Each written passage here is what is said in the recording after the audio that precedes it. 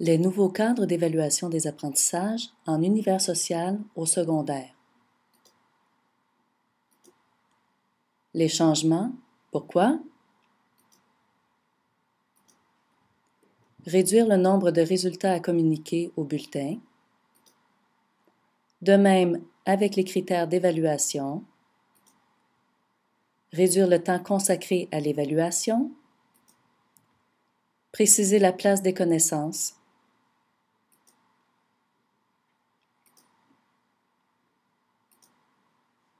En quatrième secondaire, lorsque l'épreuve sera unique, c'est-à-dire imposée, elle comptera pour 50% du cumul des 3 étapes.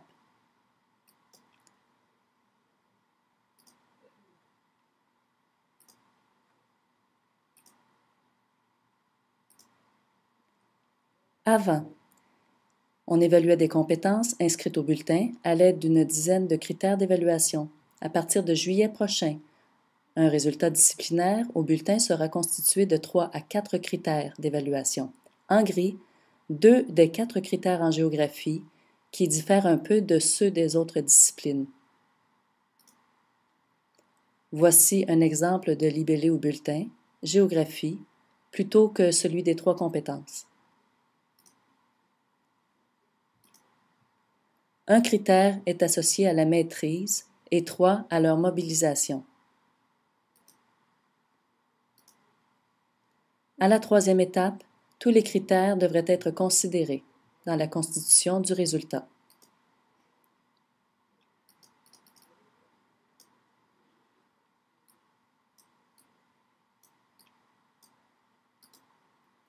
L'évaluation est un outil pour offrir de la rétroaction à l'élève et le soutenir dans ses apprentissages.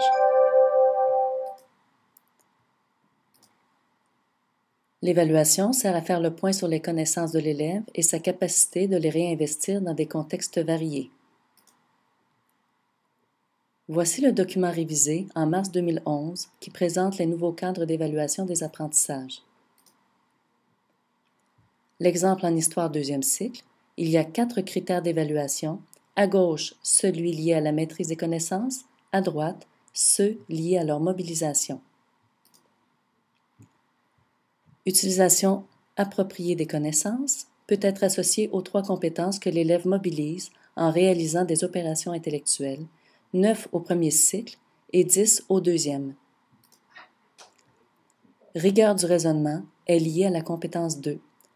Expression d'une opinion fondée est associée à la compétence 3. Les connaissances peuvent être acquises et appliquées. Il sera parfois nécessaire de revenir sur l'acquisition, d'en évaluer la compréhension avant de les mobiliser dans une tâche complexe. Ce n'est pas un processus linéaire. Le tableau présente les critères communs entre le primaire et le secondaire, ainsi qu'entre chacune des disciplines. On remarque que les critères maîtrise et utilisation appropriée des connaissances se retrouvent à tous les niveaux, qu'il y a 2 critères propres à la géographie. Le critère rigueur du raisonnement est commun aux cours d'histoire et éducation à la citoyenneté, ainsi qu'un monde contemporain.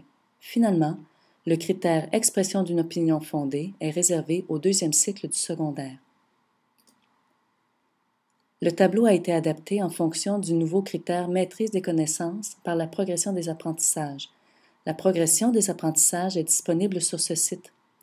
Elle est actuellement disponible pour les cours de géographie et d'histoire et d'éducation à la citoyenneté du 1er cycle. Pour le 2e cycle, elle devrait être connue sous peu. Un document similaire est en préparation pour monde contemporain. On le nommera probablement précision sur le contenu, puisque le programme se déroule sur une seule année. Le critère utilisation appropriée des connaissances s'évalue par la réalisation d'opérations intellectuelles. Les enseignants qui sont familiers des épreuves d'appoint d'histoire de 4e secondaire les connaissent probablement. On remarque que le critère caractériser l'évolution d'une société est réservé à la 4e secondaire. Voici les 4 critères d'évaluation des apprentissages. En géographie, 2 critères diffèrent des autres disciplines, représentation cohérente d'une organisation territoriale et explication d'une organisation territoriale, qui se rattachent tous 2 à la compétence 1. établissement de la dynamique d'un enjeu territorial et enchaînement logique d'éléments mettant en évidence la dynamique d'un enjeu territorial propre à la compétence 2. Le ministère ne propose pas de pondération pour chacun des critères. Il est précisé que les techniques ne doivent pas être considérées dans les résultats communiqués à l'intérieur du bulletin, mais qu'ils doivent faire l'objet d'une rétroaction à l'élève. Les 4 critères. Il est possible de réaliser des liens entre chacun de ceux-ci. Des exemples seront présentés plus loin. En histoire et éducation à la citoyenneté, premier cycle, 3 critères. Maîtrise des connaissances, utilisation appropriée, opération intellectuelle, et rigueur du raisonnement qui appelle une réponse plus longue. Comme en géographie, les techniques ne font pas l'objet d'une évaluation. On peut évaluer la capacité d'un élève à ordonner chronologiquement des faits sur une ligne du temps.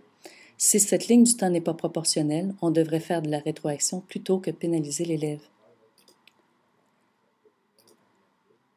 Le critère maîtrise des connaissances pourrait se vérifier à l'aide de tests, résumés, fiches de lecture, mini-cours donnés par des élèves, plans, examens, etc. La mobilisation pourrait l'être par des situations d'apprentissage et d'évaluation ou des SE, des productions d'élèves, divers types d'écrits, écrits courts, diaporamas, capsules audio, bandes dessinées ou des épreuves de fin d'année. Les critères pour le cours d'histoire et d'éducation à la citoyenneté sont les mêmes qu'au premier cycle. S'y ajoute expression d'une opinion fondée qui appelle, comme le critère rigueur du raisonnement, une réponse plus élaborée. Expression d'une opinion fondée. Tout comme les critères liés à la mobilisation des connaissances, proposent généralement à l'élève un accès à des sources, écrites, imprimées ou numériques, iconographiques, audio, vidéo, etc. Les 4 critères en histoire et éducation à la citoyenneté que l'on peut évaluer séparément ou combinés dans une même tâche.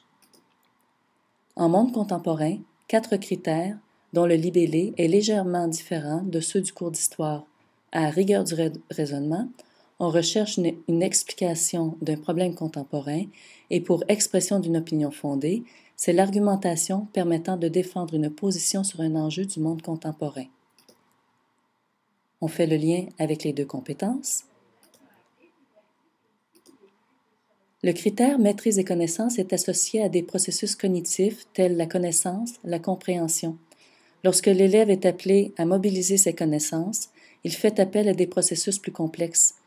Les comportements demandés aux élèves s'apparentent davantage à comparer, organiser, examiner, planifier, schématiser, synthétiser, argumenter, critiquer, juger à l'aide de critères, etc.